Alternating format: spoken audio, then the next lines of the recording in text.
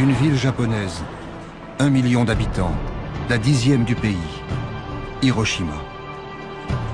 Le 6 août 1945, personne n'avait prévenu ses habitants que leur ville allait être rayée de la carte. Hiroshima, ville universelle. C'est ici qu'a commencé l'ère nucléaire. En ce matin de mars 2011, une nouvelle menace s'est abattue sur la population japonaise. À 1000 km de là, 3 réacteurs de la centrale de Fukushima sont entrés en fusion. Un terrible tremblement de terre suivi d'un tsunami géant a ravagé le nord-est du Japon. De Hiroshima à Fukushima, qu'a-t-on vraiment appris sur le nucléaire? Qu'y a-t-il de commun entre les réfugiés d'un accident industriel et les victimes de l'acte de guerre le plus spectaculaire du XXe siècle? De Hiroshima à Fukushima, les experts ont minimisé les risques. Les politiques ont nié l'ampleur des désastres. Et les excuses des industriels n'y changent rien. Depuis plus de 65 ans, l'histoire de la bombe, du nucléaire, de cette puissance inouïe, est une longue histoire de secrets.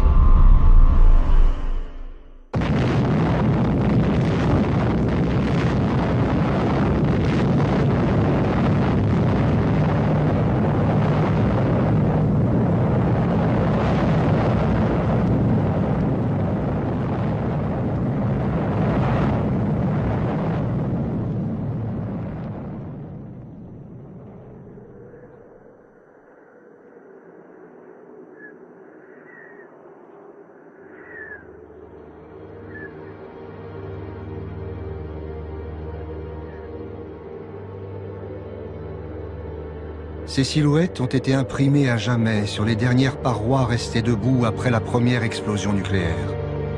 Dans un rayon de 200 mètres, les corps qui ne se sont pas volatilisés sont carbonisés.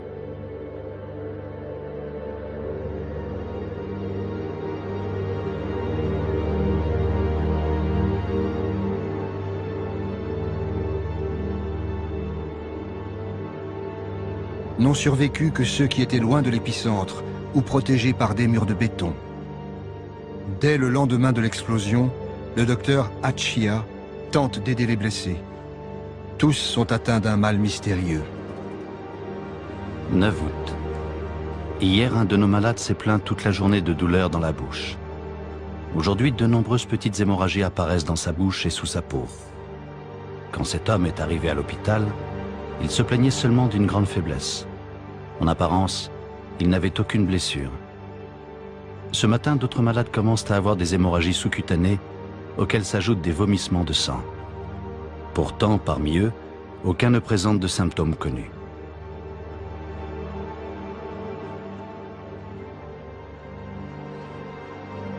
« 18 août. Aujourd'hui, un nouveau symptôme a fait son apparition. De nombreux malades commencent à perdre leurs cheveux. Ils ont un vilain teint.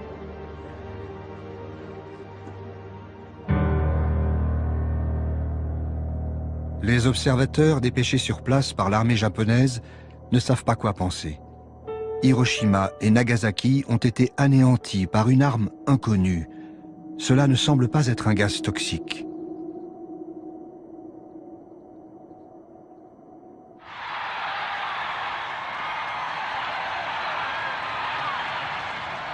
Aux États-Unis, chacun pense que les 2 bombes atomiques ont mis fin à la guerre. Pour la population, c'est une découverte. Ces armes ont été développées dans le secret le plus absolu. Même le Congrès ne savait rien. Mais l'histoire qu'on leur vend est celle de héros modernes et non pas d'une science qui tue.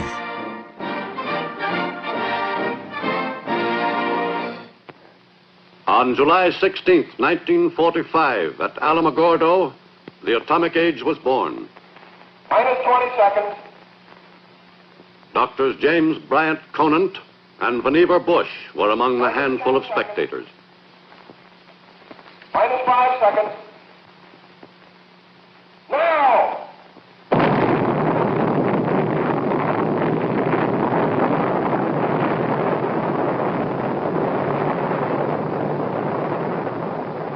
For Doctors Conant and Bush, who organized the development of the first bomb, this was a moment of supreme satisfaction. Ce film de propagande raconte l'histoire de la bombe, version US Army. C'est une fiction. Seuls les personnages sont réels. Il y a Leslie Groves, le militaire, chef du plus grand projet de l'Amérique en guerre, le projet Manhattan.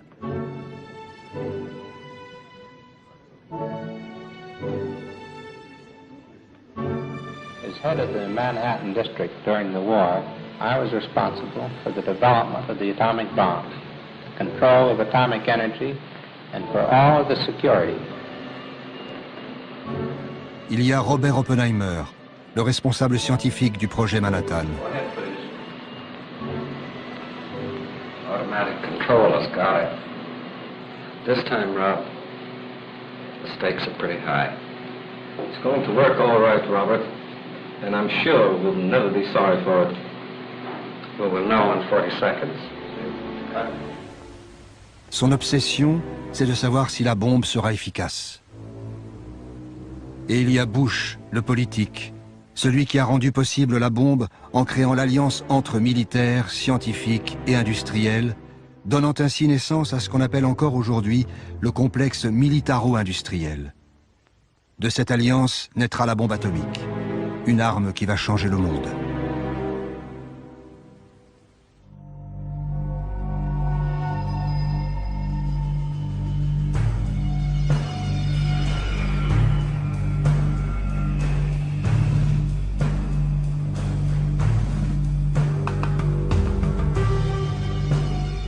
Los Alamos est un centre de recherche militaire depuis 1943. À cette époque, Oppenheimer, le scientifique, convainc Groves, le militaire, que c'est le lieu idéal pour construire un prototype de bombe. Mais en fait, les chercheurs dotés de moyens quasiment infinis vont laisser la science s'emballer et accoucher d'un monstre. Hiroshima devait être détruite pour prouver que la bombe atomique était l'une des plus grandes réussites scientifiques de tous les temps.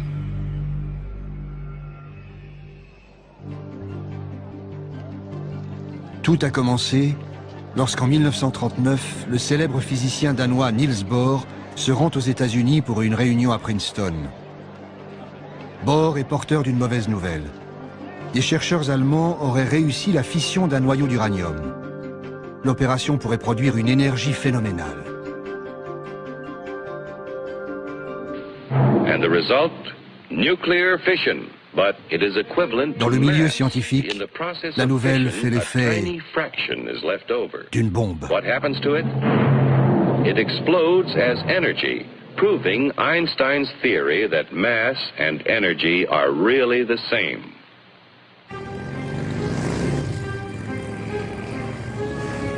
Au même moment, en mars 1939, les armées allemandes occupent la Tchécoslovaquie. Ce n'est pas seulement une catastrophe pour l'Europe centrale. Les nazis font du même coup main basse sur la plus grande mine d'uranium d'Europe. L'Allemagne dispose désormais de la matière première pour concevoir une réaction en chaîne par la fission nucléaire.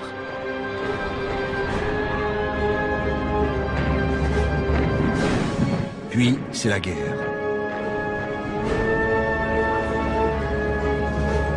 Entre alliés et nazis, la course scientifique et militaire est engagée.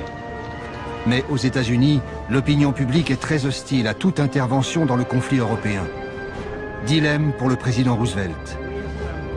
Il doit respecter ses électeurs, mais aussi préparer son pays à toute éventualité.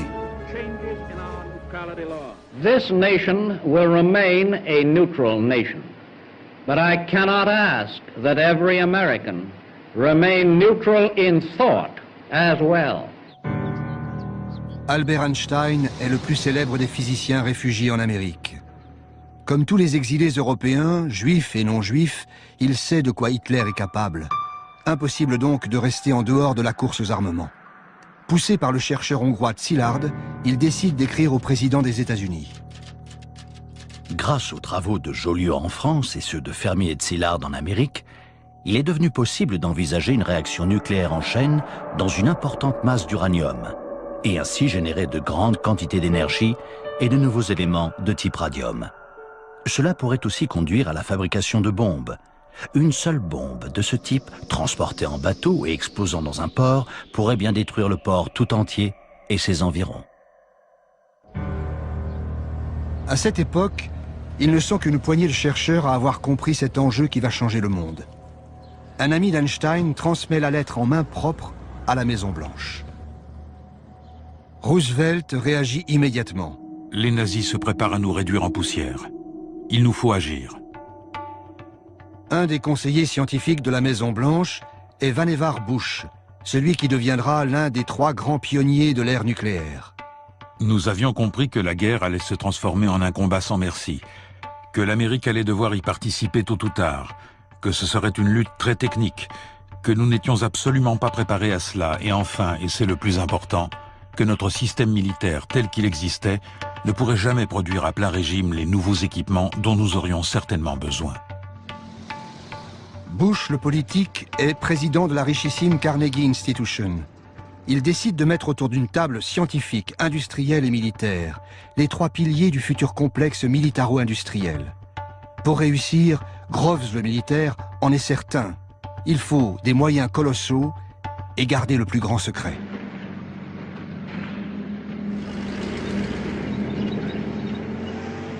En Europe, les événements se bousculent.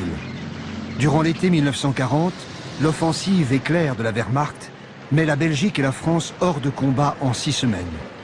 La Grande-Bretagne se retrouve seule face à Hitler. Les Allemands défilent sur les Champs-Élysées.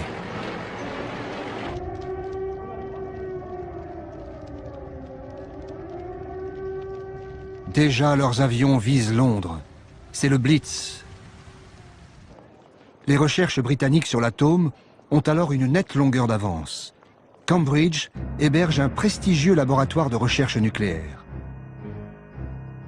Churchill et le gouvernement britannique pensent que 3 ans suffiraient pour fabriquer une bombe atomique.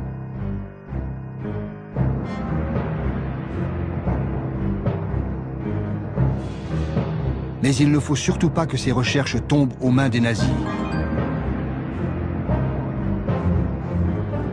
Pour raconter ce qui se passe ensuite, les films de propagande d'après-guerre nous donnent encore une fois l'impression de suivre en direct une affaire top secret. Bush, le politique, s'inquiète auprès d'un de ses collègues des attaques sur Londres. The Germans are certainly working on an atomic bomb. As Harold Urey told you, they're getting a whole output of heavy water from the big Norwegian plant. They couldn't be doing it for anything else here. What was your impression of British progress? Chadwick and the other physicists agree entirely with us that given pure uranium-235, the bomb will work. But they realize that this will run into a big industrial job. The British are overtaxed by the present war production, and they urge that the job be done over here. Effectivement, l'Angleterre, sous les bombes, décide de livrer ses recherches aux États-Unis. Elle adresse à Washington un mode d'emploi de l'énergie atomique, le rapport Maude. Nous sommes arrivés à la conclusion qu'il serait possible de fabriquer une bombe à l'uranium de 10 kg environ, qui aurait une puissance de destruction égale à 1800 tonnes de TNT, et libérer une grande quantité de matière radioactive, dangereuse pour la vie humaine, pendant une longue période dans la zone de l'explosion.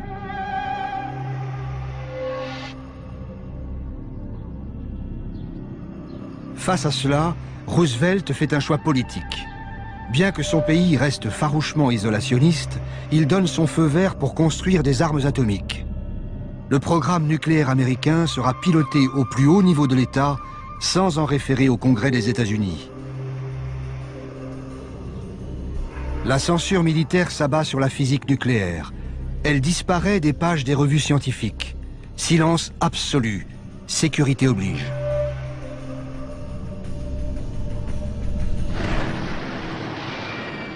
Pearl Harbor, 7 décembre 1941. L'attaque surprise des avions japonais va mettre fin aux dernières hésitations. L'offensive japonaise fait basculer les États-Unis dans le conflit mondial. Roosevelt peut enfin rejoindre ouvertement le camp des Alliés contre les puissances de l'Axe, Japon, Allemagne, Italie. Bientôt la guerre embrase le Pacifique et étend son emprise aux 5 continents. La machine militaire américaine avait été lancée pour fournir des armes aux Britanniques. Désormais, elle va tourner à plein régime pour ses propres besoins. Le siège de l'armée américaine, le Pentagone, vient justement d'être terminé. Le chef du projet, un militaire pragmatique, s'appelle Leslie Groves. En septembre 1942, on lui confie une autre mission ultra sensible, accélérer les recherches nucléaires contre l'Allemagne, nom de code, Projet Manhattan. D'autant que les premiers résultats arrivent. Les chercheurs ont isolé un nouvel élément, le plutonium, plus lourd que l'uranium et plus efficace pour fabriquer une bombe. Vu par les films de propagande d'après-guerre, tout cela paraît, à tort, bien inoffensif. Here it is, General Groves, plutonium. Well, that's the first I've ever seen. But after this, if you don't mind, I wish you'd hold something under it, because after all, there's about over $50 million in that, too.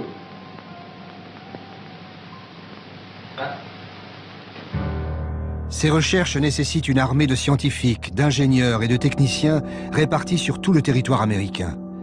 Pour coordonner ces équipes, Groves, le militaire, a choisi un outsider, professeur de physique théorique à Berkeley.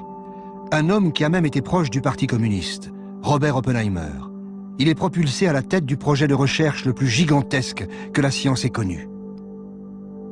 C'est un génie, un véritable génie. Il sait tout. Il peut parler de n'importe quel sujet. Enfin presque. Il y a 2 ou 3 choses dont il ne sait rien. Le sport, par exemple. L'autre priorité de Groves, c'est de trouver la matière première pour la future bombe.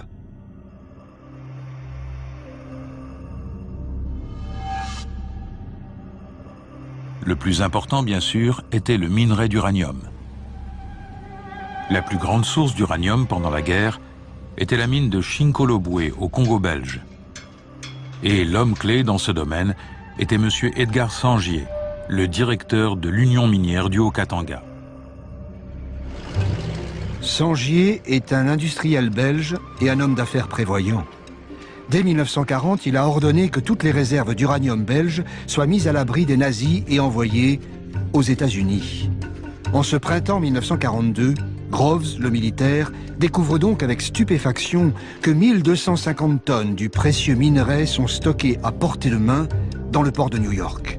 Un formidable cadeau. L'approvisionnement du projet Manhattan est maintenant assuré. Parallèlement, un changement essentiel se produit. Pendant l'été 1942, le Troisième Reich renonce à son programme nucléaire, sauf que les Alliés n'en sauront rien. Pour Albert Speer, devenu ministre de l'armement et de la production de guerre, les dirigeants nazis n'ont pas compris le bouleversement radical que signifiait l'arme atomique. Hitler m'avait quelquefois parlé de la possibilité d'une bombe nucléaire, mais cette idée dépassait ses capacités intellectuelles. Il était incapable de saisir le caractère révolutionnaire de la physique nucléaire. Sur la proposition des physiciens spécialistes du nucléaire, nous avons renoncé au projet de développement d'une bombe atomique.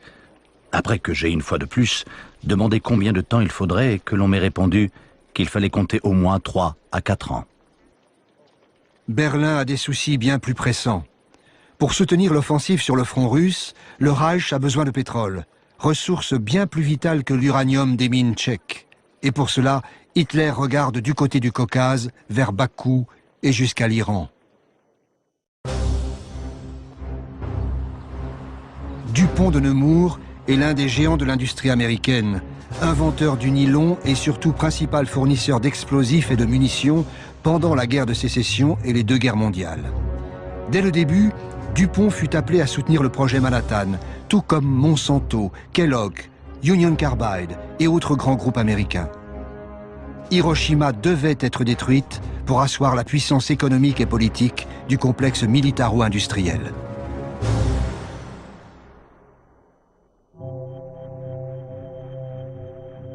Deux mois après que l'Allemagne a arrêté son projet nucléaire, la salle de squash de l'Université de Chicago est devenue un gigantesque assemblage de graphite et d'oxyde d'uranium. C'est le prototype CP1, une pile nucléaire de 350 tonnes. Autrement dit, le tout premier réacteur atomique que les chercheurs alliés veulent tester au plus vite.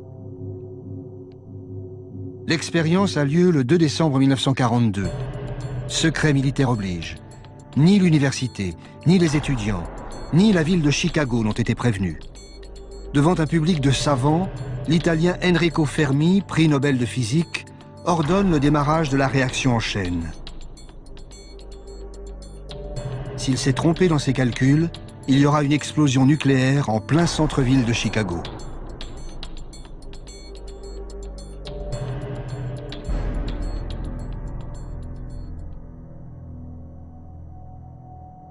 Tout se passe comme prévu.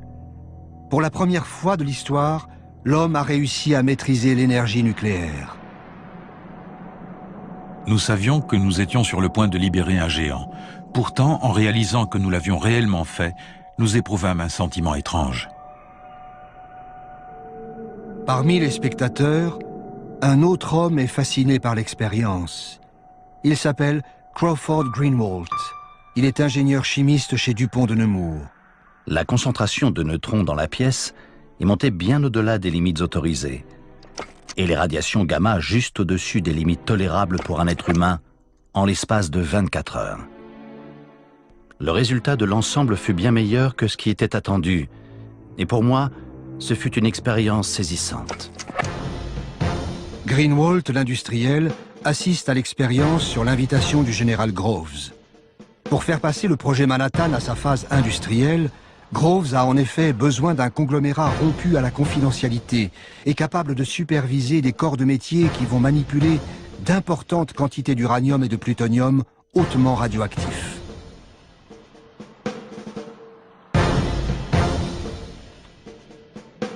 Le contrat est colossal, les risques aussi. Greenwalt, l'industriel, hésite.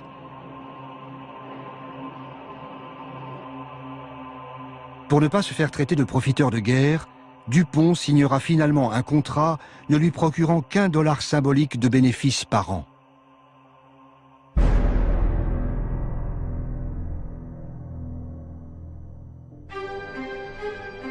Quelque part sur la côte ouest, dans un immense désert à 300 km de Seattle, Hanford. La taille du site construit par Dupont de Nemours donne la mesure des besoins industriels phénoménaux. Le chantier s'étend sur 1500 km². En 9 mois, 85 000 ouvriers font surgir de terre 3 réacteurs nucléaires et une usine de purification d'eau capable d'alimenter une ville d'1 million d'habitants.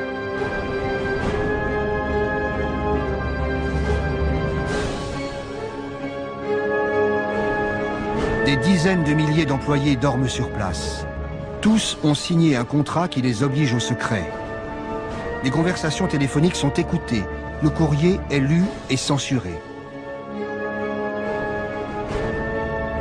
Hanford est une usine de production de plutonium. Inquiet des effets des radiations pour ses troupes, Greenwalt, l'industriel, exige des garanties. Groves, le militaire, s'engage à ce que le gouvernement américain paye 10 millions de dollars par tête en cas de blessure, maladie ou décès. Une somme faramineuse pour l'époque.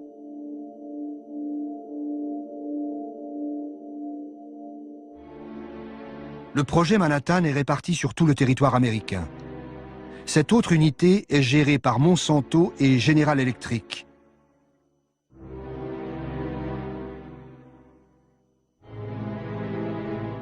On y produit l'uranium-235 et les autres matières premières nécessaires à la bombe. Il faut plusieurs tonnes d'uranium brut pour fabriquer 1 gramme de combustible nucléaire. Ici aussi, Groves a fait cloisonner au maximum les différentes étapes de la chaîne de fabrication pour garder le secret absolu. La plupart des employés ne découvriront qu'à la fin de la guerre sur quoi ils ont réellement travaillé. Tout cela, ainsi que les plans de la bombe, est consigné dans les carnets de Greenwalt, l'industriel.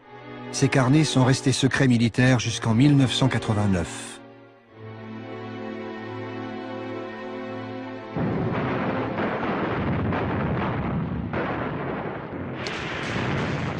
Début 1943, le vent de la guerre tourne. Sur le front européen, la déferlante allemande vers le Caucase a été stoppée net à Stalingrad. Épuisée par l'hiver russe, la 6e armée se rend aux soviétiques.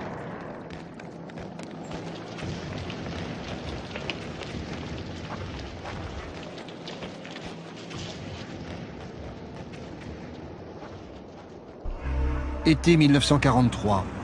Les Alliés se réunissent à Québec. Churchill a provoqué la rencontre dans un but précis, ne pas laisser aux États-Unis le monopole du nucléaire. La Grande-Bretagne, les USA et le Canada décident de s'associer au sein du projet Manhattan. Le Canada possède d'importantes mines d'uranium. Il fournira 4000 tonnes de minerais jusqu'en 1946.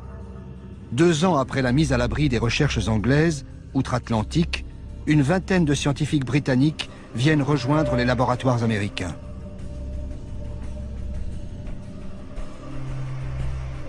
Les nouvelles recrues viennent immédiatement rejoindre les milliers de chercheurs, ingénieurs et techniciens qui travaillent sur le projet Manhattan. Los Alamos. C'est le 3e grand centre de recherche du projet Manhattan. On y vit sous haute sécurité, en famille, en vase clos, moyenne d'âge 27 ans. C'est dans ce lieu ultra sensible que convergent tous les matériaux produits sur les différents sites industriels. Ils vont permettre d'assembler les premières bombes atomiques. Parmi les scientifiques arrivés via Londres, il y a le matricule K22, Klaus Fuchs. Personne ne sait que ce jeune physicien allemand est un communiste à la solde de Moscou. La géopolitique s'installe dans le monde des scientifiques. Sur place, chercheurs et militaires se posent des questions très concrètes. Quelle arme construire? Des bombes de précision pour décimer la flotte ennemie? Ou plutôt une arme de destruction massive, comme l'écrit Oppenheimer, le scientifique, à son ami Enrico Fermi? Je souhaiterais vous entretenir de la question des aliments empoisonnés par des produits radioactifs.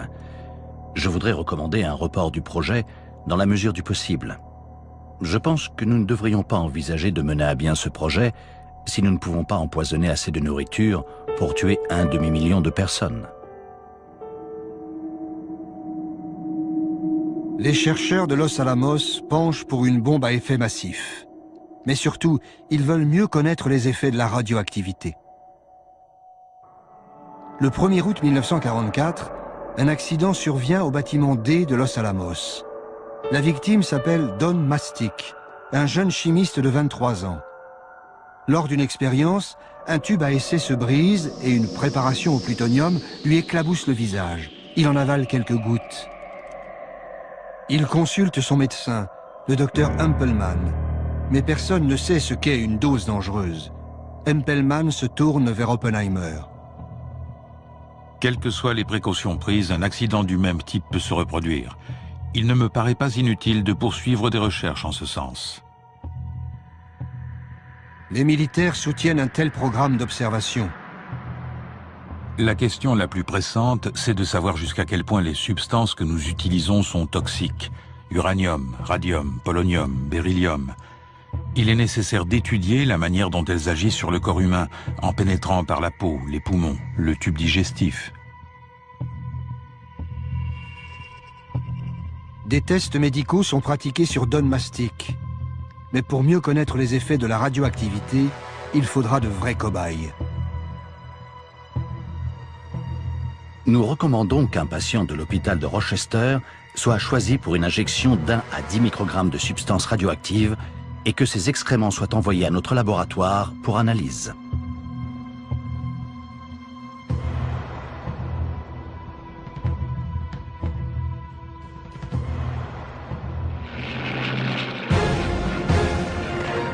Au tournant de l'été 1944, loin des laboratoires américains, l'armée rouge fait son entrée en Pologne. Les Alliés occupent la Sicile et débarquent en Normandie, ouvrant un nouveau front à l'ouest. La future bombe ne sera peut-être plus nécessaire en Europe.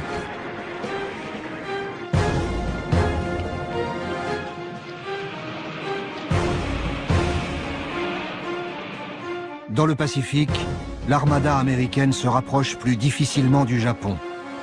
En mer des Philippines, 128 000 Marines reprennent l'île de Saipan aux troupes de l'empereur. Puis l'état-major y établit ses premières bases aériennes. Tokyo est à portée des bombardiers B-29, mais refuse toujours de se rendre. Roosevelt sait qu'en politique, les plus grands secrets finissent toujours par s'éventer. Lincoln l'avait prédit bien avant lui. Nul ne peut tromper tout le monde tout le temps. Quand la bombe sortira de l'ombre, il faudra qu'on la rende utile. Avec elle, l'Amérique pourra dicter ses conditions à ses ennemis comme à ses alliés, à commencer par Staline. Hiroshima devait être détruite pour donner à l'Amérique un avantage décisif face aux Soviétiques.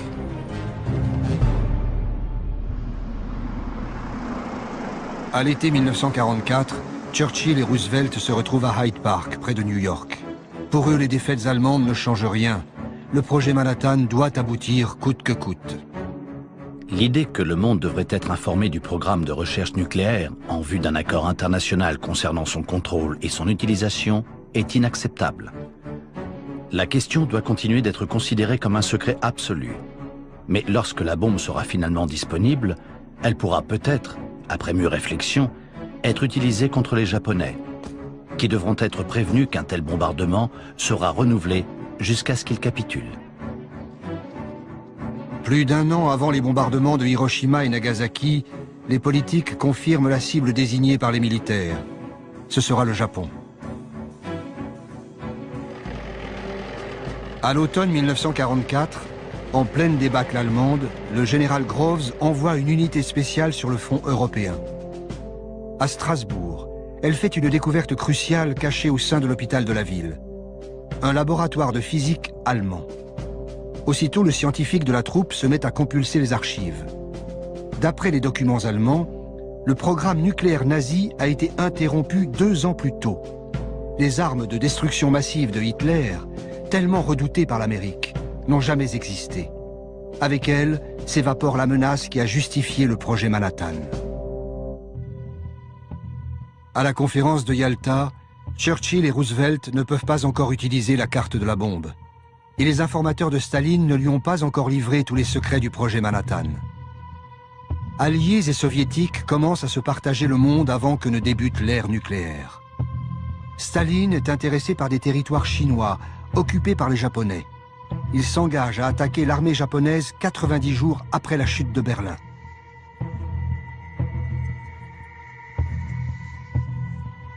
Reste à savoir qui sera le premier à occuper l'archipel.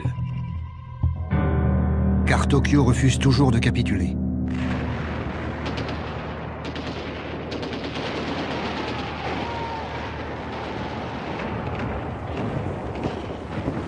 Dans le Pacifique, la prise de l'île d'Iwo Jima est longue et difficile. Mais ensuite, les B-29 de l'US Air Force ont le champ libre pour pilonner le sol japonais.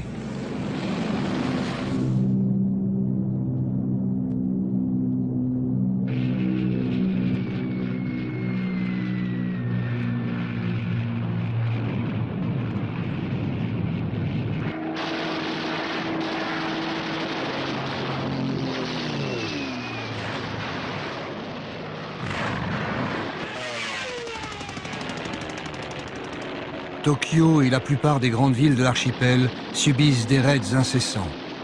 Plus de 8 millions d'habitants sont déplacés.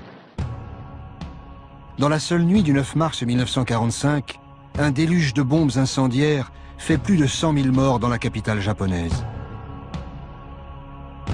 Le pays est affamé, à court de vivres, de carburant et de munitions. Sa puissante marine est totalement anéantie. Les kamikazes se battent jusqu'au bout, dans des avions de fortune, sans essence pour le retour. Leurs sacrifices font croire que le Japon ne renoncera jamais.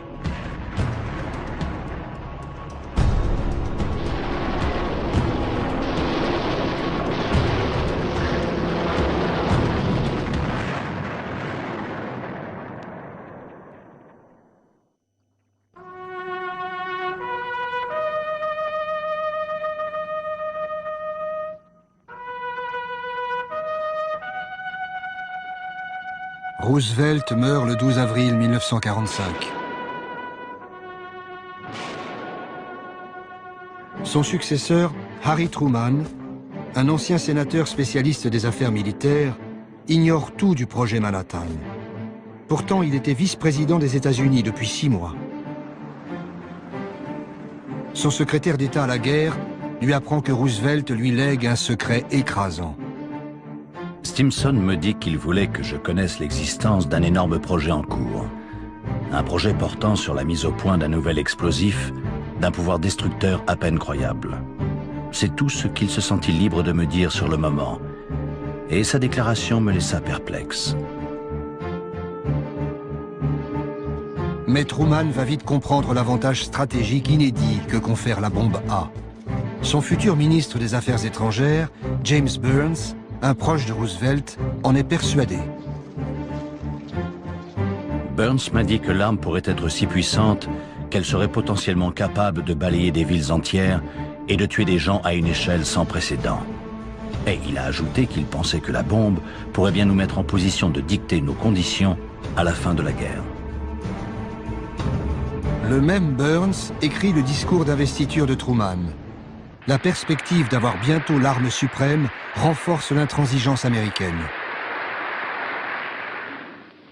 Both Germany and Japan can be certain, beyond any shadow of a doubt, that America will continue the fight for freedom until no vestige of resistance remains.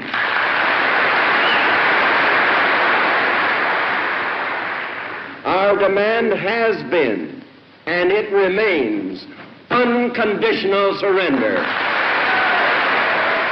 Une capitulation sans condition. À Washington, les diplomates américains savent bien que cette demande est inacceptable pour les Japonais.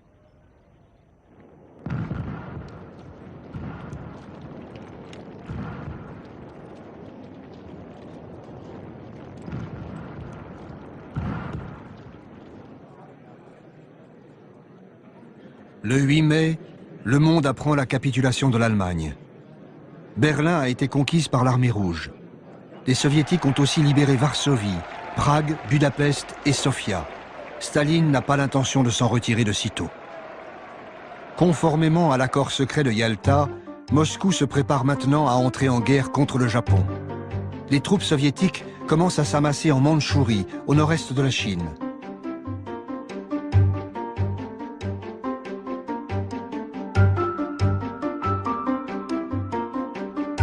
En Europe, l'après-guerre a déjà commencé. Mais à Londres, Churchill s'inquiète des visées de Staline sur l'Europe de l'Est. Il propose à Truman d'organiser une rencontre sans délai. Il me semble que nous pouvons difficilement parler de ces questions par correspondance et qu'aussi vite que possible, il devrait y avoir une rencontre entre les 3 grands chefs d'État. La réponse de Truman est surprenante. Je suis d'accord avec vous pour dire qu'une rencontre entre les 3 chefs d'État serait souhaitable. Cependant, en ce qui concerne la période, il me sera extrêmement difficile de m'absenter de Washington avant la fin de l'année fiscale, le 30 juin. Étonné par l'attentisme du nouveau président, alors que Staline bouge ses pions sur l'échiquier européen, Churchill insiste. Je pense que la rencontre devrait avoir lieu en juin et j'espère que votre année fiscale ne la retardera pas. Truman cherche à gagner du temps. Il fait savoir à Staline qu'il ne sera pas disponible avant le milieu du mois de juillet. Churchill est furieux. Je considère que la date du 15 juillet, je répète juillet, le mois qui suit le mois de juin, est beaucoup trop tardive pour aborder les questions urgentes qui demandent que nous les traitions ensemble. J'avais proposé le 15 juin, je répète juin, le mois qui précède le mois de juillet. Mais si ce n'est pas possible, pourquoi pas le 1er juillet, le 2 ou le 3 ? Truman finit par imposer sa volonté. La réunion se tiendra à Potsdam, près de Berlin, le 15 juillet. 15 juillet. C'est le jour qui a été choisi pour le premier essai d'une bombe au plutonium sur le site d'Alamogordo. Truman veut connaître le résultat du test avant la rencontre de Potsdam.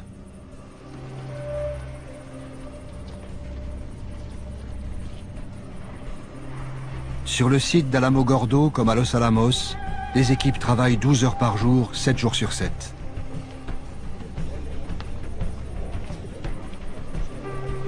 Oppenheimer raconte. Je ne pense pas qu'il y ait eu un moment où nous ayons travaillé plus dur pour aller plus vite que pendant la période entre la capitulation allemande et l'utilisation effective de la bombe. Nous subissions une pression incroyable pour avoir terminé avant la réunion de Potsdam.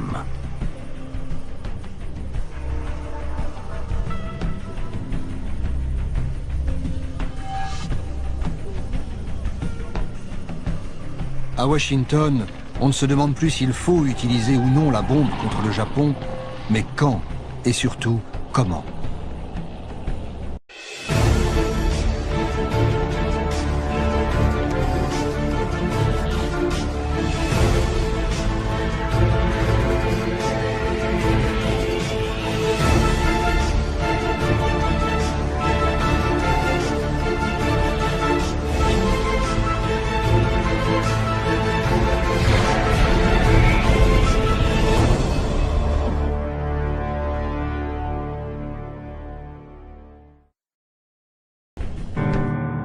Les cibles ne devaient pas avoir été déjà détruites par les bombardements. Il était aussi souhaitable que la première cible soit d'une taille telle que les dégâts se limitent à son périmètre. Comme ça, nous pourrions mieux déterminer la puissance de la bombe. 3 villes jusqu'ici relativement épargnées sont retenues comme cibles. Niigata, Kokura et Hiroshima. Le test doit être efficace dès le premier tir. Pour l'US Air Force, Hiroshima a beaucoup d'avantages. C'est une bonne cible radar, et d'une taille telle qu'une grande partie de la ville serait largement endommagée. Les collines environnantes sont propices à engendrer un effet de réverbération qui augmenterait considérablement les dégâts. Reste à savoir s'il faut prévenir les Japonais. Certains scientifiques de Chicago y sont favorables. Nous pensons que l'utilisation de la bombe nucléaire contre le Japon sans annonce préalable est imprudente. Si les États-Unis sont les premiers à faire usage de ce nouveau moyen de destruction, ils perdront le soutien du public à travers le monde. Léo Szilard, le physicien exilé proche d'Einstein, se rend spécialement à Washington pour plaider la cause des civils. Le secrétaire d'État américain Burns lui fait comprendre que plus rien ne peut arrêter la machine. Il me dit que nous avions déjà dépensé 2 milliards de dollars pour le développement de la bombe. Comment voudriez-vous que le Congrès accepte d'allouer des fonds pour la recherche sur l'énergie nucléaire si vous ne montrez pas les résultats obtenus avec l'argent déjà dépensé? Le Congrès commence à s'interroger sur le montant énorme des dépenses non justifiées de l'armée de terre. Après 3 ans de secret absolu, la bombe doit apparaître au grand jour. Tant que la bombe n'aura pas servi contre une cible réelle, sa puissance restera invisible, incompréhensible. Nous ne pouvons proposer aucune démonstration technique susceptible de mettre un terme à la guerre. Nous ne voyons aucune alternative qu'une utilisation militaire directe. Les responsables politiques et scientifiques sont unanimes. Il faut utiliser la bombe. Un nouveau monde est en train de se dessiner. Le 1er juin 1945, le secrétaire d'État à la guerre le déclare devant les industriels et les scientifiques. Les implications du projet Manhattan vont bien au-delà de la guerre actuelle. Il faut maintenir intactes les installations industrielles existantes, constituer des stocks conséquents de matériaux à usage militaire et à usage industriel et technique, et enfin ouvrir la voie au développement industriel. L'Amérique prépare déjà l'avenir. La bombe atomique y jouera un rôle central. Et la perspective d'une industrie nucléaire à grande échelle commence à se profiler.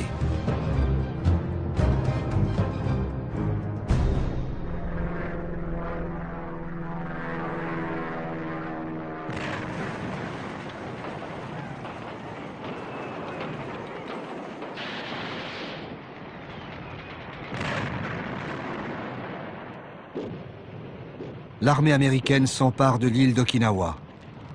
C'est la bataille la plus sanglante de la guerre du Pacifique.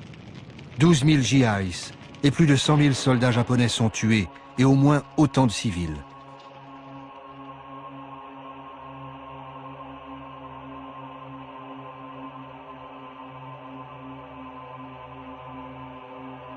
Okinawa, c'était le dernier rempart avant le débarquement des troupes américaines dans l'archipel japonais. À Tokyo, le palais impérial cherche avant tout un moyen de négocier la fin de la guerre sans sacrifier l'empereur. Quelques jours avant la conférence de Potsdam, il tente de faire passer le message via Moscou. Le 7 juillet, Truman et son secrétaire d'État Burns embarquent à bord du croiseur Augusta pour se rendre à Potsdam. Ils apprennent qu'un télégramme très urgent a été transmis par les Japonais à leur ambassade en Union soviétique. La première vraie preuve du désir des Japonais de mettre fin à la guerre est parvenue aujourd'hui sous la forme d'un message intercepté envoyé par le ministre des Affaires étrangères Togo à Sato, son ambassadeur à Moscou. Il lui demande de rencontrer Molotov et de l'informer du vif désir de l'empereur de mettre fin à la guerre. En outre, Togo dit que les termes « capitulation sans condition » formulés par les Alliés sont la seule chose qui empêche la cessation de la guerre et que si ces termes sont maintenus, les Japonais devront évidemment continuer à se battre.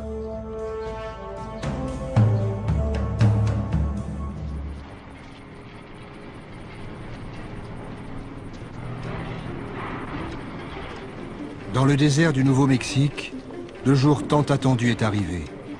Tout est prêt pour le premier test nucléaire jamais réalisé. Nom de code, Opération Trinity. Le général Groves raconte les derniers préparatifs. Le test avait été programmé pour 4 heures du matin le 16 juillet. Cette heure avait été choisie dans l'idée qu'une explosion si tôt le matin attirerait moins l'attention d'observateurs éventuels, la majorité des gens étant encore endormis. Nous nous attendions à ce qu'il y ait un énorme éclair lumineux, mais nous ne pensions pas qu'il serait assez puissant pour réveiller la population.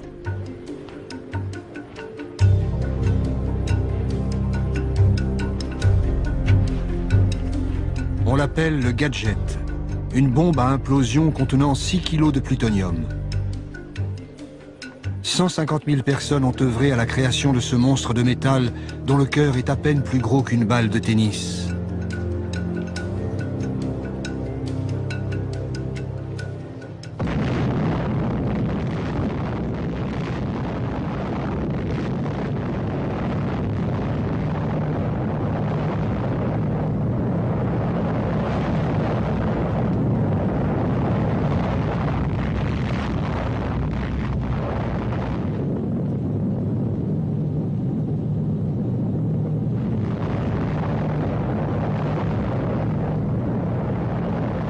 La boule lumineuse fut visible jusqu'à 300 km alentour. Le premier essai nucléaire de l'histoire a réussi au-delà de toute espérance. L'homme est devenu maître d'une nouvelle puissance. Le projet Manhattan a doté l'Amérique de l'arme absolue. Mais plus que jamais, le secret doit être maintenu.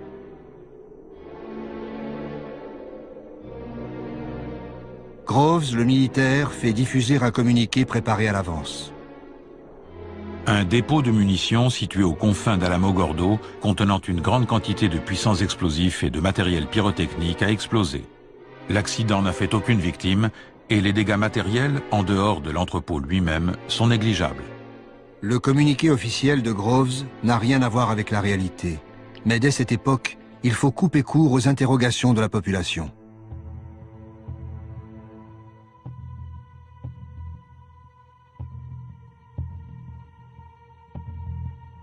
Truman et Burns arrivent à Potsdam le même jour. On leur transmet aussitôt un télégramme crypté en provenance d'Alamogordo. Opéré ce matin. Diagnostic encore incomplet, mais les résultats semblent satisfaisants et dépassent déjà les prévisions. Lors de sa première rencontre avec Staline, Truman n'a pas encore compris tout ce que cela signifie. La conférence se poursuit. Comme promis, à Yalta, les Soviétiques interviendront contre le Japon à partir du 15 août. Mais les nouvelles qui affluent du Nouveau-Mexique, les heures et les jours suivants changent complètement la donne. Churchill note tout de suite un changement dans l'attitude des Américains. Il n'en comprend la cause que le lendemain, à la lecture du rapport complet du général Groves. Maintenant, je sais ce qui est arrivé à Truman hier. À la réunion, après avoir lu ce rapport, il était un autre homme. Il s'est mis à dicter aux Russes ses conditions et, plus généralement, il a pris la direction des débats. Le secrétaire d'État Burns raconte. Le président et moi n'étions pas pressés de voir les Russes entrer en guerre après l'annonce de la réussite de l'essai nucléaire. Pour Truman, la bombe atomique est devenue la carte maîtresse de la diplomatie américaine. Il écrit dans son journal le même jour. C'est certainement une bonne chose pour le monde que la bande à Hitler ou celle de Staline n'ait pas découvert la bombe atomique. Cela semble la chose la plus terrible jamais découverte, mais on peut en faire la plus utile. Truman n'a plus besoin de l'appui soviétique pour faire plier Tokyo. Mais encore faut-il pouvoir tester la bombe avant que le Japon, totalement encerclé, ne rende les armes. 2 jours après, Groves envoie un autre télégramme à Potsdam. Selon l'état de préparation du patient et les conditions atmosphériques, l'opération pourrait avoir lieu à n'importe quel moment, à partir du 1er août. Le compte à rebours est enclenché. L'ordre de lâchage de la bombe est transmis le 25 juillet aux forces aériennes stratégiques pour le Pacifique.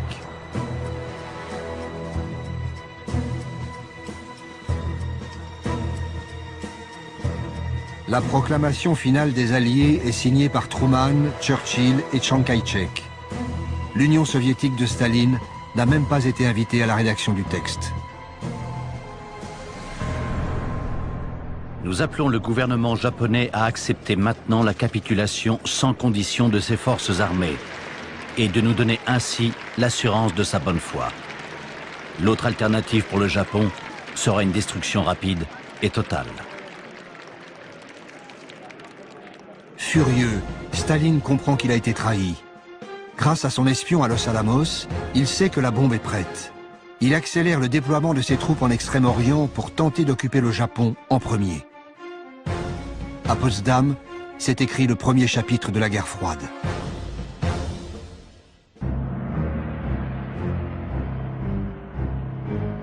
La découverte d'armes nouvelles est le propre de l'art militaire, resté dans le plus grand secret aussi. La légende veut cependant que le largage de 2 bombes atomiques ait permis de sauver la vie de millions de GIs et de civils en écourtant la guerre.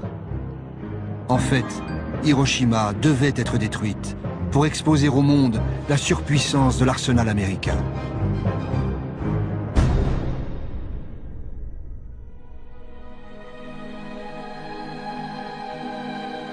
Aéroport militaire américain de Tinian. La préparation des équipages chargés du largage de la bombe a commencé 1 mois et demi plus tôt.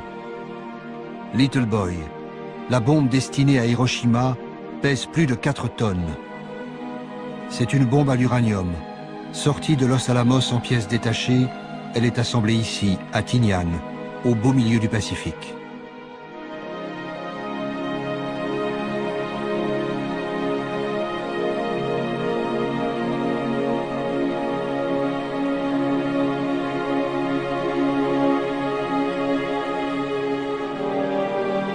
Un bombardier B-29 est aménagé pour recevoir la bombe. Il est baptisé Enola Gay, en hommage à la mère du pilote.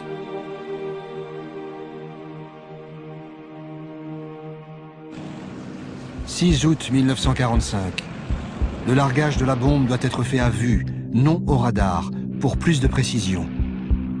3 avions éclaireurs sont partis étudier la météo des 3 cibles potentielles. Il y a des nuages au-dessus de Kokura. Niigata s'avère trop loin vu le surpoids de la bombe. À Hiroshima, le ciel est clair. La ville est choisie pour cible. Little Boy est larguée à plus de 9000 mètres d'altitude. Elle explose une quarantaine de secondes plus tard, à 600 mètres au-dessus de Hiroshima.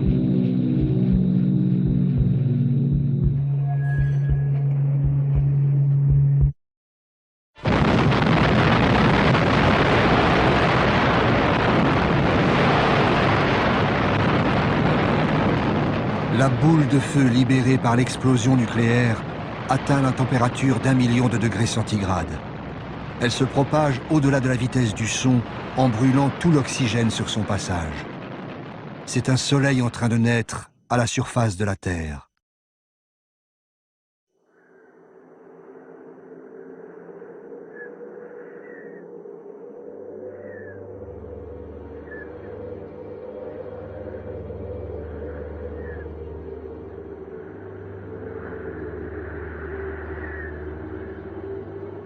« 6 août. Soudain, il y a un éclair, puis un autre. Ombre et reflet, tout a disparu. Il n'y a plus qu'un nuage de poussière au milieu duquel je n'aperçois qu'une colonne de bois qui supportait ma maison. Hiroshima, 8h15. Le docteur Hachiya se préparait à partir pour l'hôpital. Il note ces phrases dans son journal le jour même de l'explosion. Instinctivement, je me mets à courir, ou du moins j'essaie. Inutilement. Des poutres jonchent le sol. Je me sens extraordinairement faible. Je dois m'arrêter pour reprendre des forces. C'est là que je m'aperçois que je suis complètement nu. Où sont passés mon pantalon et mon maillot? Je regarde mon côté droit, il est tout ensanglanté. J'ai également une blessure à la cuisse. Quelque chose de chaud coule dans ma bouche. Ma joue est déchirée. Le souffle de l'explosion a été d'une puissance inouïe. En un instant, une seule bombe à uranium a rayé de la carte une ville de 350 000 habitants. 4 km² réduits en cendres. Les maisons ont brûlé. Le fer s'est tordu sous la chaleur. Tout se passe comme dans un mauvais rêve. Je vois venir des ombres, des espèces de fantômes qui marchent les bras écartés. Je me demande pourquoi. Tout à coup, je comprends qu'ils sont brûlés et qu'ils se tiennent les bras écartés pour éviter le contact avec leur propre peau. L'explosion a tué 70 000 personnes. 70 000 autres seront emportés par les effets de l'irradiation dans les mois suivants. 200 000 habitants ont survécu. Ce sont les Hibakusha, les irradiés de la bombe atomique.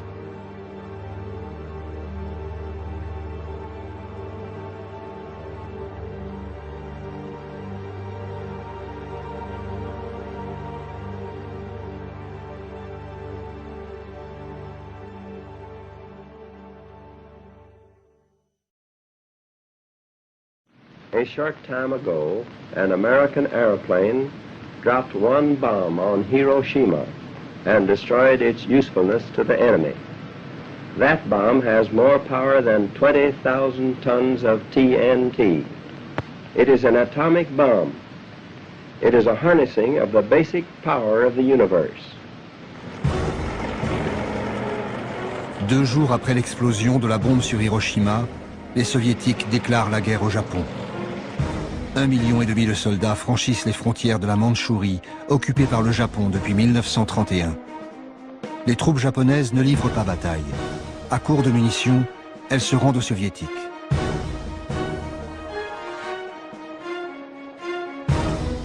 À la base de Tinian, la deuxième bombe est fin prête.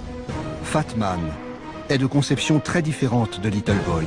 C'est une bombe au plutonium comme le gadget de Trinity. Elle coûte moins cher que Little Boy, elle est plus efficace, et sa production en masse est plus facile. Il faut absolument l'essayer. Il ne manque plus que la dédicace du général Groves. Resté aux États-Unis, il laisse faire son bras droit, le colonel Farrell. À Hirohito, affectueusement.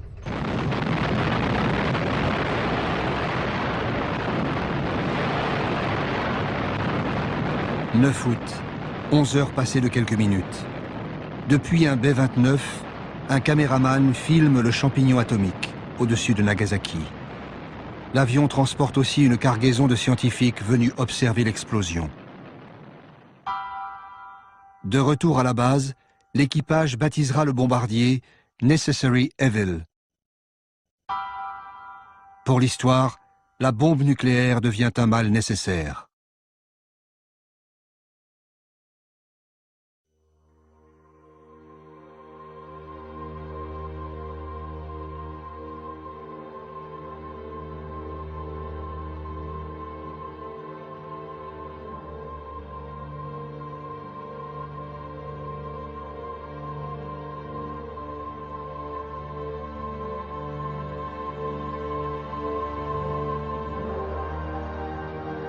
À Nagasaki, 80 000 habitants sont morts sur le coup ou dans les 4 mois qui ont suivi.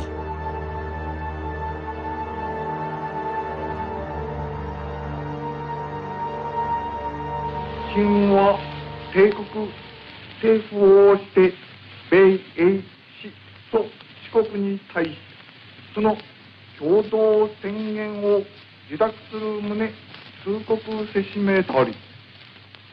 Le 15 août 1945, le peuple japonais entend la voix de l'empereur pour la première fois. Cette voix leur apprend la capitulation de leur pays. Le palais impérial n'a pas seulement plié face à la bombe. À ses yeux, Tokyo fait face à un péril bien plus grand. L'armée rouge progresse vers le nord de l'archipel. Pour éviter un Japon sous la coupe soviétique, Washington laisse un espoir de survie au régime impérial. Le texte de la capitulation ne dit rien du futur sort de Hirohito. Ce texte est signé le 2 septembre à bord du croiseur Missouri. Les troupes d'occupation du général MacArthur arrivent au Japon moins d'un mois après les bombardements nucléaires.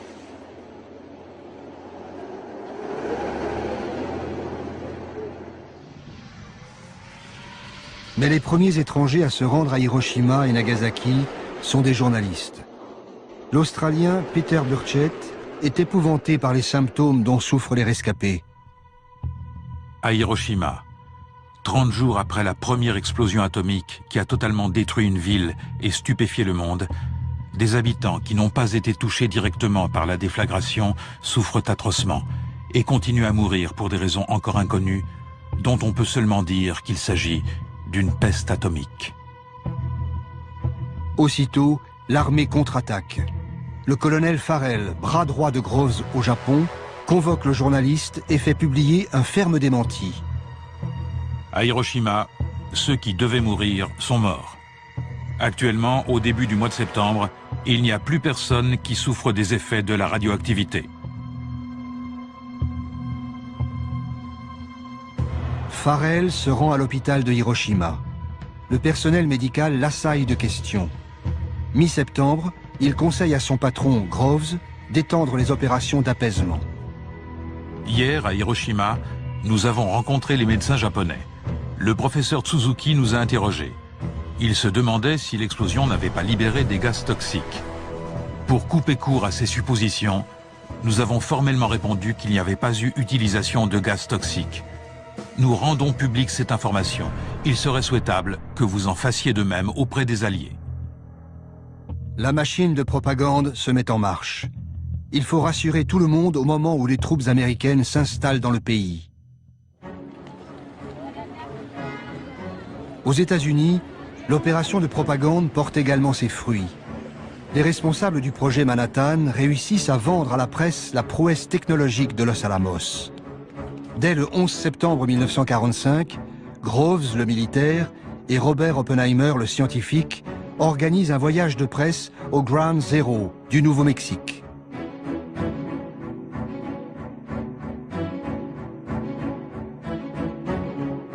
Le site est encore radioactif, mais Oppenheimer se veut rassurant. Il explique aux journalistes que contrairement aux gadgets de Trinity, les bombes japonaises ont été lâchées de très haute altitude. Il ne devrait pas y avoir d'effet comparable à des armes chimiques ou d'empoisonnement de la Terre par des éléments radioactifs, et aucune autre horreur que celle qui accompagne habituellement les grandes explosions. Message transmis à l'opinion publique. La bombe nucléaire est une bombe propre. Rien à voir avec les armes chimiques interdites par le protocole de Genève.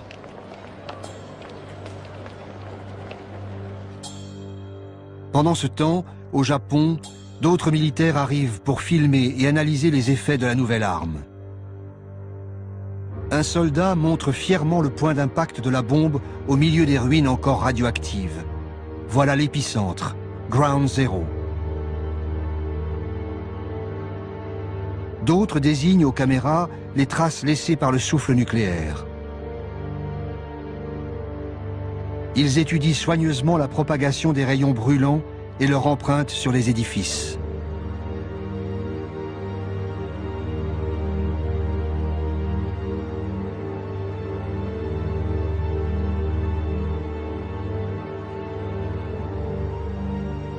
Devant la presse, les forces d'occupation nient avec force la persistance de la radioactivité.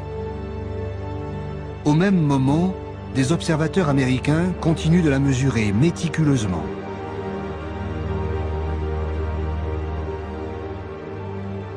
Un GI qui raconte sa mission de patrouille à Nagasaki est stupéfait. Je ne savais pas pourquoi j'étais là. Il n'y avait pas d'habitants, tous avaient péri. Il n'y avait pas d'oiseaux, pas d'animaux, pas de criquets. Il n'y avait rien du tout. C'est difficile de décrire un silence complet comme celui-ci. Au bout d'un an, 9000 Américains et Japonais travaillent à plein temps au département de la censure civile. La censure des troupes d'occupation s'avère redoutablement efficace. Dans les journaux d'Hiroshima, on supprime les caractères d'imprimerie correspondant aux termes bombardements atomiques et radioactivité. Pendant presque 10 ans, aucun Japonais ne pourra lire d'informations concernant les survivants irradiés, les Hibakusha. Après le feu atomique, c'est une chape de plomb qui s'abat sur Hiroshima et Nagasaki.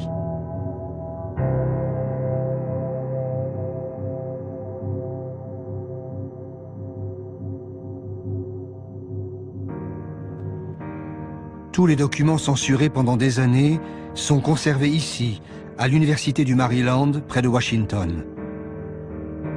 Des dizaines de milliers de livres, de journaux et d'affiches. Face aux officiers américains qui protestent contre le poids de cette censure, le général MacArthur se montrera toujours intraitable. C'est une propagande fausse et pernicieuse qui vise à donner l'impression qu'une forme de censure arbitraire et cynique aurait été instaurée. Après avoir muselé la presse, il reste une autre opération plus délicate à mener, la désinformation sur les effets de la bombe. En novembre 1945, le Congrès américain ouvre une commission d'enquête sur le développement de l'atome et son contrôle. Groves poursuit son opération de légitimation devant les sénateurs. The casualties which would have resulted from an invasion of the Japanese home islands would have been tremendous. Churchill placed them at over 1 million Americans. The atomic bomb made it impossible for the Japanese to continue the war, despite their determination to fight to the bitter end. And in that fighting, they would have taken with them tens of thousands of Americans. Groves joue avec les chiffres. La bombe a-t-elle préservé quelques dizaines de milliers ou 1 million de vies américaines? Peu importe. Ce qui compte, c'est de défendre la doctrine du mal nécessaire, en direct devant les parlementaires. De même, sur la question sensible des radiations résiduelles, Groves s'en tient à une ligne officielle qui ne s'embarrasse pas de nuances. Il n'y en a pas, et c'est un nom très ferme. Sauf au moment même de l'explosion, il n'y a pas eu de dommages radioactifs. Cela n'a duré qu'un instant. Un sénateur lui demande s'il existe un antidote aux radiations. Groves répond: les dommages radioactifs sont de plusieurs types. Si l'irradiation est assez forte, la mort est immédiate. Une dose moins forte peut entraîner une mort différée, mais les médecins disent que la souffrance est supportable. C'est même une manière très agréable de mourir. Ceux qui sont seulement légèrement irradiés peuvent guérir avec le temps. S'agit-il d'une question de soins ou de temps? Demande le sénateur. C'est une question de temps. Si une personne qui travaille avec des matériaux radioactifs est accidentellement irradiée, elle prend un congé pour se tenir éloignée de ces matériaux et avec le temps, elle guérit. Au final, les sénateurs se rangent derrière Groves, le militaire. Leur objectif est le même: rassurer l'opinion publique sur le développement nucléaire appelé à un avenir radieux. Chez les militaires, l'unanimité de façade sur les bienfaits de la bombe n'a jamais été totale. À peine 2 jours après le bombardement de Nagasaki, l'homme qui a transmis l'ordre de largage de la bombe, le général Spaatz, notait déjà dans son carnet personnel: quand la bombe atomique avait été discutée à Washington en ma présence, je n'y étais pas favorable. De même que je n'ai jamais été favorable à la destruction de villes entières et à l'anéantissement de tous leurs habitants. Le même jour, l'ancien président Herbert Hoover confiait au secrétaire à la guerre Stimson: l'utilisation de la bombe atomique et la mise à mort aveugle de femmes et d'enfants révoltent mon âme.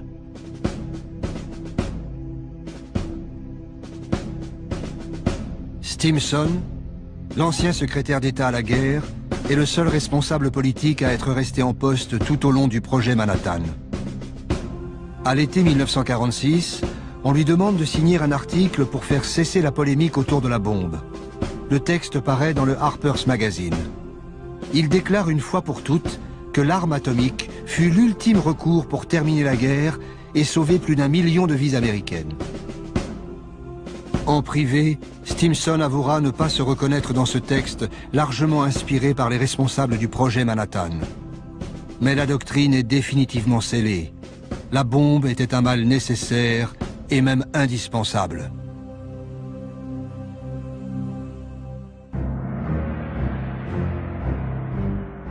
New York. Un congrès réunit scientifiques, industriels et militaires à propos de l'avenir de l'atome. En cette fin de l'année 1945, les hommes de l'ombre qui ont pensé la bombe se félicitent en public. Et ils commencent à préparer l'avenir. We're going to talk about the future and not the past. You've all heard a great deal about what made the Manhattan Project a success, but you're looking now up here at this table at a group of men who haven't been featured in the public press or in addresses or anything of that kind.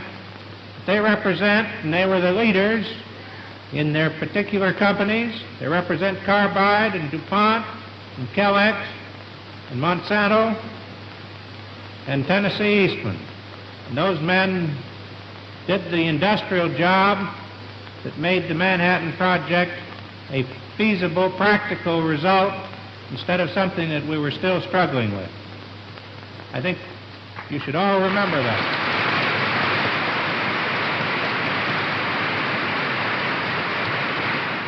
I can't see any difference between solving the problem to build an atomic bomb, which was enormous, and solving the problem of using atomic energy for peaceful purposes, provided the setup is right. Pacifique. Ce mot clé tourne la page d'Hiroshima pour ouvrir la voie à une industrie nucléaire civile. En août 1946, Truman crée une commission à l'énergie atomique, AEC, composée de civils. La guerre est finie. Partout, les généraux quittent les postes de décision. En janvier 1947, l'AEC prend le contrôle des sites industriels militaires d'Hanford et d'Oak Ridge. L'énergie nucléaire va partir conquérir le monde et devenir une puissance industrielle et économique. Le serment d'Hippocrate impose de sauver les humains, pas de s'en servir comme cobaye. C'est pourtant ce qui s'est passé à Hiroshima et Nagasaki. Le projet Manhattan a déjà donné lieu à des expérimentations sur l'homme, mais l'utilisation de la bombe atomique permettra de les étendre à une toute autre échelle. Cette expérience grandeur nature, étudiée pendant des décennies, a permis à l'Amérique de se préparer aux dangers de l'ère nucléaire.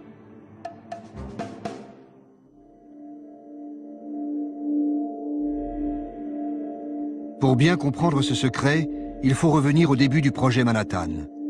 Les scientifiques, mais aussi les industriels, s'inquiètent très tôt des effets de la radioactivité sur le corps humain. Ils réclament des expériences concrètes. Le jeune scientifique, qui avait avalé du plutonium, n'est que le premier d'une longue série.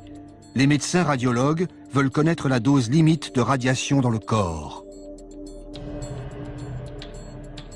Enfin, en avril 1945, le jour de la première expérimentation sur le corps humain est arrivé.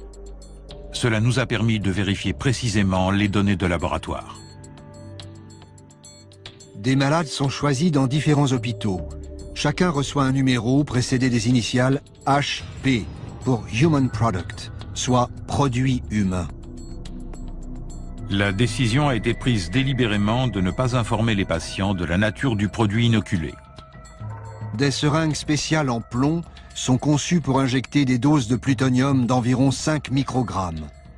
Les résultats confirment ceux des tests sur les animaux. Ils sont sans surprise. Le plutonium, 30 fois plus toxique que le radium, est un puissant cancérigène. 3 patients sont testés en avril 1945, 11 autres à partir de septembre, après la fin de la guerre. À ce moment, le responsable du projet Produit humain vient d'arriver à Nagasaki. C'est le docteur Warren, le médecin-chef du projet Manhattan. Warren n'est pas venu soulager les victimes ou partager avec les médecins japonais les connaissances accumulées aux États-Unis par ses équipes. Il est venu étudier les effets du plutonium sur les irradiés des bombes atomiques. Toutes les informations sont transmises aux États-Unis.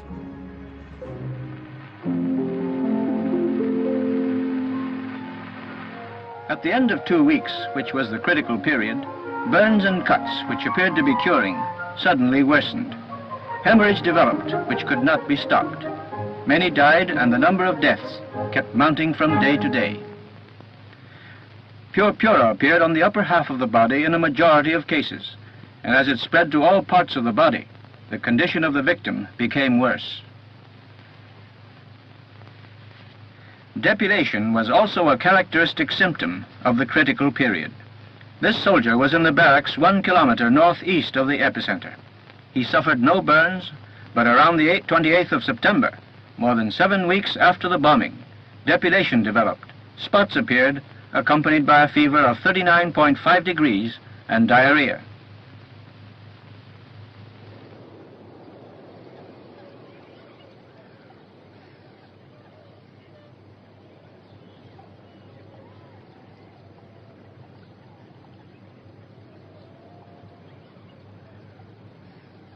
Les assistants de Warren recueillent des dossiers médicaux, saisissent des échantillons, filment l'évolution des symptômes. Ils enquêtent sur chaque patient pour savoir où et comment ils ont reçu la bombe atomique, la gravité de leur brûlure. Tout cela est soigneusement rassemblé, puis classé secret défense.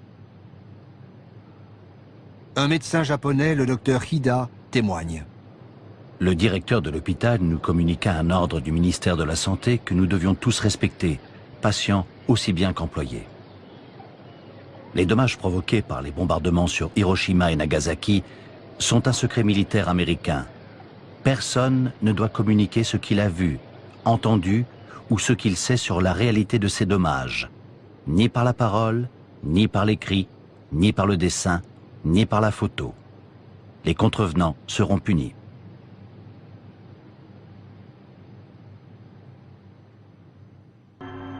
Warren, le médecin, est très précis dans ses observations. Son premier rapport, en revanche, est parfaitement dans la ligne officielle. La bombe A n'émet que peu de radiation, brièvement et sans conséquences. Les radiations des explosions nucléaires ayant causé des dommages physiques furent émises principalement pendant la seconde après l'explosion. Quelques blessures ont pu apparaître plus tard, mais toutes se sont produites pendant la première minute. Les deux autres types de radiation, celle provenant de la fission et celle causée par des objets près du centre de l'explosion, n'ont fait aucune victime. Cela a été prouvé définitivement. De retour aux États-Unis, Warren reprend les tests humains commencés à la fin de la guerre. À l'hôpital de Rochester, une aile spéciale gardée par des militaires est construite à cet effet. Jusqu'à l'été 1947, 11 patients y recevront des injections de plutonium. 3 mourront dès la première année de l'expérience. Effrayée par les risques de scandale, la toute nouvelle commission à l'énergie atomique, AEC, décide d'enterrer le dossier. Il est préférable qu'aucun document ne soit divulgué qui ferait référence aux expériences sur des humains et pourrait avoir un effet négatif sur l'opinion publique ou déclencher des poursuites judiciaires.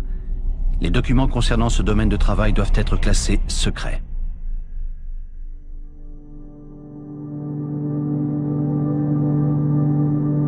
Aux États-Unis, on s'interroge sur l'éthique médicale, tandis qu'à Hiroshima et Nagasaki débute une grande enquête sur les radiations. Le nouveau secrétaire d'État à la Marine presse Truman d'exploiter les données scientifiques recueillies à Hiroshima et Nagasaki. Les résultats provisoires de l'enquête montrent qu'environ 14 000 Japonais ont été irradiés par l'explosion nucléaire. L'étude de ces personnes et des autres habitants est une occasion unique et très importante pour les Alliés de pouvoir mener des recherches médicales et biologiques sur l'influence de la radioactivité. Ces recherches ne doivent pas s'arrêter maintenant, mais être poursuivies sur le long terme. Une occasion unique. Peu après, Truman ordonne la mise en place d'une commission sur les dommages de la bombe atomique. L'ABCC. Elle s'installe à Hiroshima et Nagasaki. Avec l'aide du ministère de la Santé japonais, l'ABCC reprend le travail du docteur Warren à grande échelle. Étudier sur le long terme l'influence des radiations sur les victimes de la bombe. À nouveau, les survivants sont forcés de collaborer pour les enquêtes médicales sans jamais être soignés. À nouveau, les informations recueillies sont classées, compilées, archivées et expédiées aux États-Unis. C'est ainsi que l'Amérique se prépare à affronter les nouveaux dangers de l'ère nucléaire. Les banques de données médicales de l'ABCC sont restées secret défense jusqu'en 1975.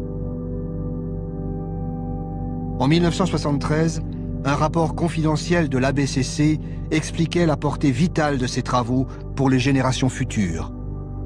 Pour les personnes concernées par la protection contre les radiations, les conséquences à long terme des bombes atomiques sont importantes et utiles. Les observations sur le cancer, le vieillissement accéléré, les changements cytogénétiques et les mutations chez les descendants doivent se poursuivre au moins toute la durée de vie des survivants. Ces connaissances sont applicables aux futures politiques de santé dans les nations où les catastrophes radioactives seront un effet indirect du progrès. Le progrès, le mot est lâché. Il sera le leitmotiv des 30 Glorieuses et de la guerre froide. Le progrès à tout prix, sans demander l'avis des peuples. Et le paroxysme du progrès, c'est le nucléaire.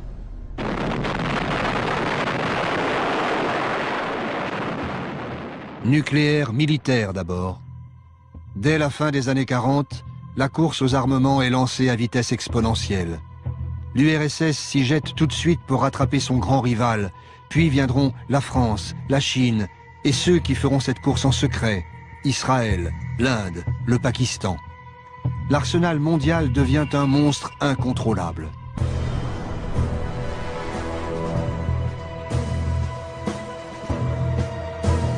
Et le progrès, ce sont aussi ces nouvelles centrales qui apportent à de nombreux pays l'énergie miraculeuse, inépuisable et sans danger.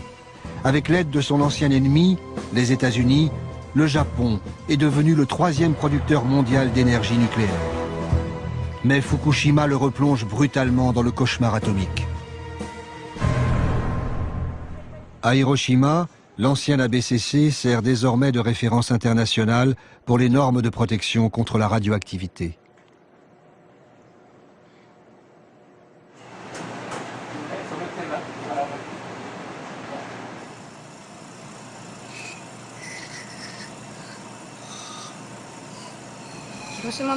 Personne n'avait imaginé que les irradiés de Hiroshima auraient des leucémies, des saignements de gencives ou des taches sur la peau. Mais maintenant, on sait bien que dans une zone donnée et avec une dose de radioactivité donnée, on aura tel problème de santé. Les gens de Fukushima sont inquiets parce qu'ils pensent au risque de cancer. Ils ont dans la tête les images de Hiroshima comme les brûlures, les dents qui tombent ou les morts. Je suppose qu'ils sont très angoissés car ils imaginent qu'il peut leur arriver la même chose. Tous les 2 ans, depuis 35 ans, M. Nakanishi vient passer une série de tests médicaux à l'ancienne ABCC, devenu centre de recherche sur les effets de la radiation. Ma mère m'a dit que j'étais à un peu plus de 3 km de l'épicentre au moment de l'explosion. J'avais 3 ans. Elle m'a raconté que j'étais dehors et que j'ai été irradié. Un peu plus tard, j'ai perdu tous mes cheveux.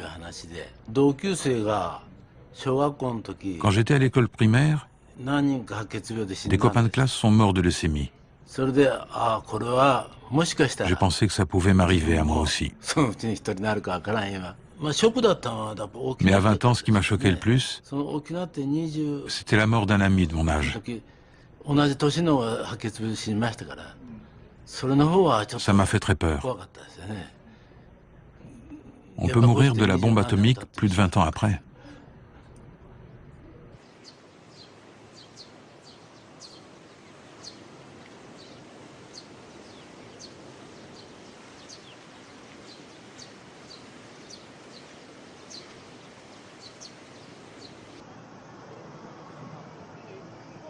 Chaque année, le 6 août, les habitants de Hiroshima commémorent le jour où le monde est entré dans l'ère nucléaire. Le Japon a été le seul pays victime de la bombe atomique.